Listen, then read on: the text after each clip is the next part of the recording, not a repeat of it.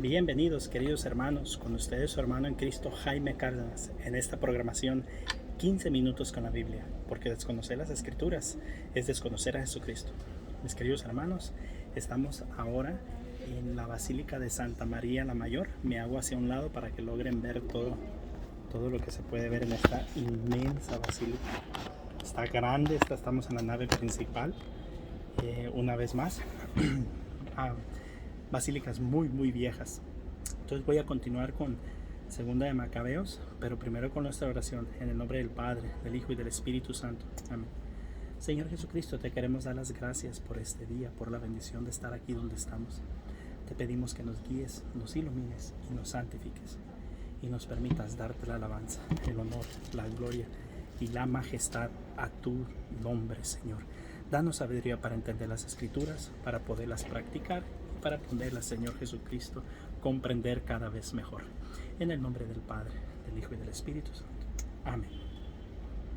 Simón, de quien ya se había hablado antes, que traicionó a su patria propagando la falsa noticia acerca del tesoro del templo, calumnia a Onías, diciendo que él había atacado a Elidomodo y le había causado esos males. Se atrevió a llamar enemigo de los intérpretes públicos a Onías, el benefactor de la ciudad, protector de sus compatriotas y celoso defensor de las leyes. Enemistad creció a tal punto que uno de los hombres de confianza de Simón cometió algunos asesinatos, considerando Onías que tal rivalidad era perjudicial.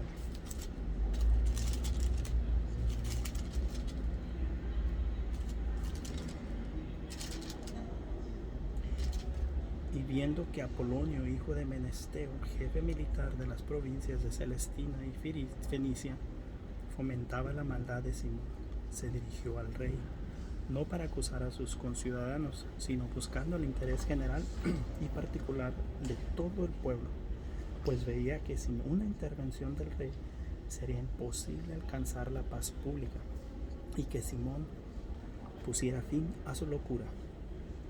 Cuando Seleuco murió, lo sucedió Antíoco, conocido con el nombre de Epífanes.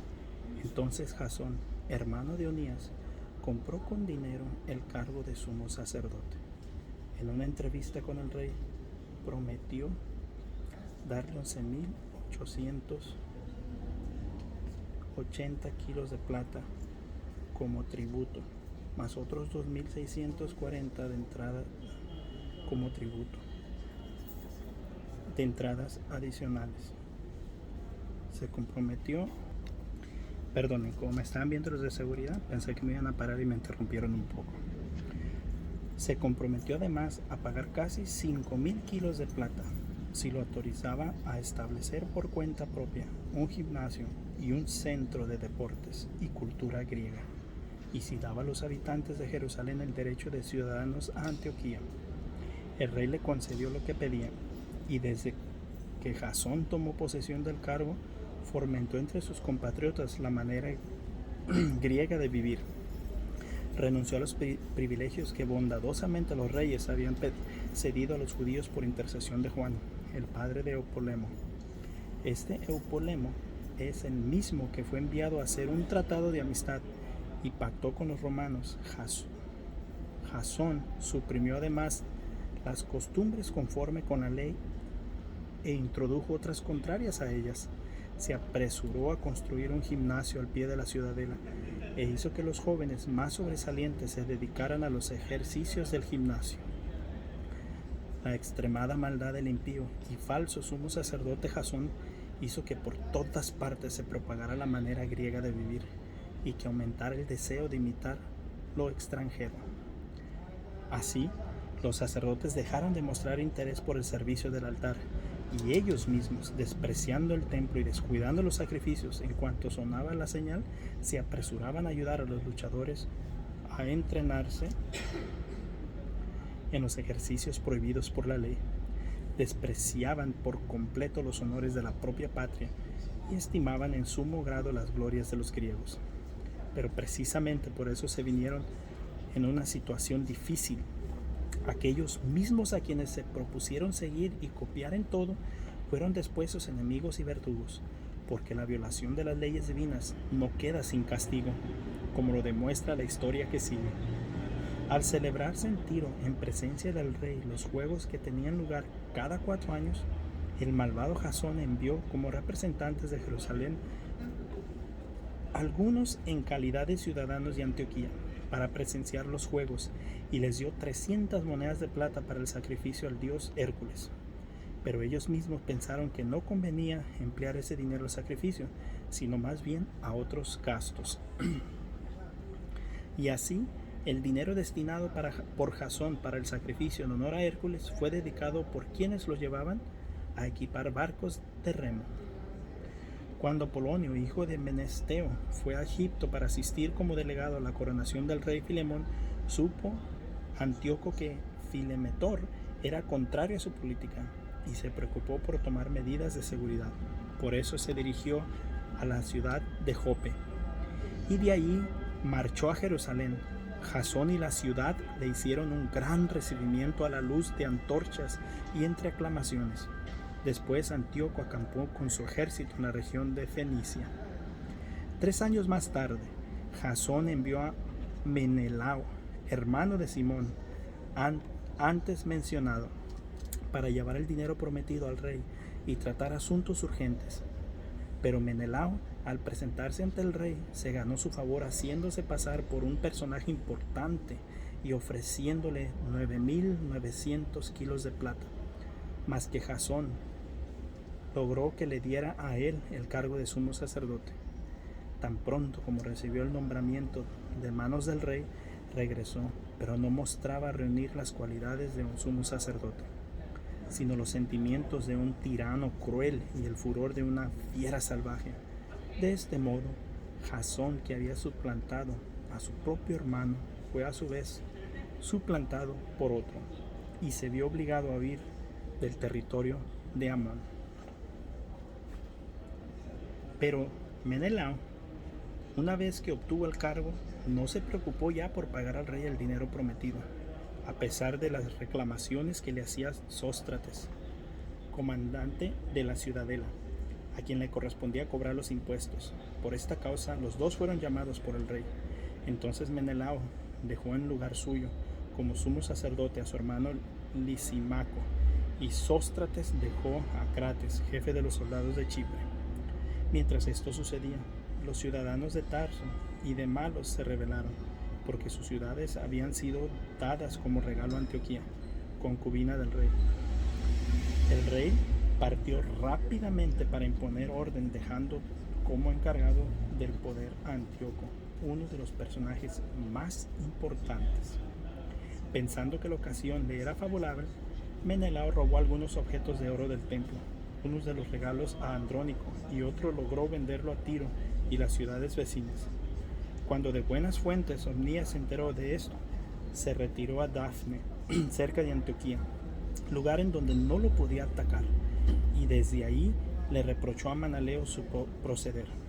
Menelao, entonces, acercándose en privado a Andrónico, empezó a urgirle que matara a Omnías. Andrónico fue al lugar donde estaba Omnías y dándole la mano le juró falsamente que no le haría nada. Omnías se resistía a creerle, pero al fin se dejó convencer y salió del lugar de refugio. Inmediatamente Andrónico lo mató, sin ningún miramiento por la justicia. Por esta causa, no solo los judíos, sino también muchos de otras naciones se indignaron y enojaron por la injusta muerte de aquel hombre. Y cuando el rey regresó de Cilicia, los judíos de la ciudad fueron a hablar con él acerca del asesinato de Omnías. Los griegos reprobaban lo mismo que ellos, ese crimen. Antíoco, profundamente afectado y movido a compasión, lloró al recordar la prudencia y sensatez del difunto. Lleno de indignación, despojó inmediatamente a Andrónico de su manto color púrpura y le rasgó las vestiduras. Luego lo hizo llevar por toda la ciudad hasta el lugar en que había cometido su impío crimen contra Omnías, y ahí libró al mundo de semejante asesino. Así el Señor le dio el castigo que merecía. Con la complicidad de Menelao, Lisimaco cometió en Jerusalén muchos robos de objetos sagrados. Al saberlo, el pueblo se levantó contra Lisímaco. Pero para entonces ya muchos objetos de oro habían desaparecido. Viendo que la gente enfurecida empezaba a rebelarse, armó Lisímaco cerca de 3,000 hombres y dio comienzo a una injusta opresión, dirigida por un tal Aurano, hombre tan entregado en años como descentrado en juicio. Cuando la gente vio que Lisímaco los atacaba, unos reunieron piedras, otros tomaron palos pesados, otros recogieron con la mano la ceniza que había en el suelo, y en medio de una gran confusión comenzaron a lanzarlo todo contra los hombres de Lisímaco. De esa forma, a muchos de ellos los hirieron y a otros mataron, y a todos los demás los pusieron en fuga, y al profanador Lisímaco lo mataron junto al tesoro del templo. Por estos acontecimientos se siguió un juicio en contra de Menelao. Cuando el rey fue a Tiro, 3 hombres enviados por el consejo de ancianos de los judíos acusaron a Menelao ante el rey. Menelao, viéndose ya perdido, ofreció mucho dinero a Ptolomeo, hijo de Dorimeno, para que se convenciera al rey a su favor. Así pues, Ptolomeo, llevando al rey a una galería con el pretexto de refrescarse, lo hizo cambiar de opinión. De esta manera, el rey absolvió de las acusaciones a Menelao, autor de todos estos males, y condenó a muerte a los pobres acusadores, a quienes aún los salvajes hubieran declarado inocentes. Ellos, que habían querido defender la ciudad y a sus habitantes y los objetos del culto, sufrieron sin más el injusto castigo. Por esta razón, algunos habitantes de Tiro, disgustados por tanta maldad, costearon con generosidad los gastos de sus funerales. Menelao, gracias a la codicia de los poderosos, permaneció en su cargo y fue de mal en peor, llegando a ser el mayor enemigo de sus conciudadanos. Palabra de Dios. Te alabamos, Señor. Pues bien, mis queridos hermanos, volvemos a ver lo que pasa cuando llega el poder a manos equivocadas. Cuando llega una autoridad a personas que la van comprando a causa de su avaricia por el poder y usan ese poder para contener más dinero y luego tapar sus pecados. Oremos por toda nuestra iglesia en laicos, sacerdotes que puedan ocultar estos pecados, por nosotros mismos cuando recibamos poder, reconocimiento, fama dentro de la iglesia, en los servicios, que no usemos eso para nuestra maldad y para la maldad de los demás, sino que usemos esto para el servicio de las personas, para nosotros beneficiar a los demás. Pues bien, mis queridos hermanos, que Dios nos mantenga en una sencillez, en una humildad, en una simpleza, sabiendo que todo es de Dios, para Dios y en Dios. Y bueno, les voy a dar un pequeño tour en la Basílica de Santa María la Mayor.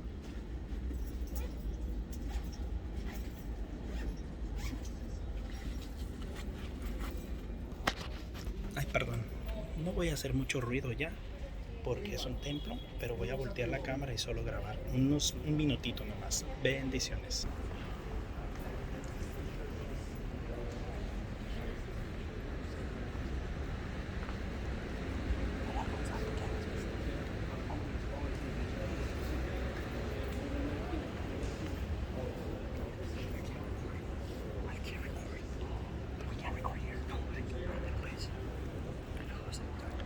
Bueno, mis hermanos, los voy a dejar porque me han dicho que aquí no sé, hay una parte donde hay santos y no podemos grabar. Pero bueno, esta es la Basílica de Santa María la Mayor. Dios me los bendiga. Les muestro más una riqueza de nuestra Santa Madre la Iglesia. Bendiciones.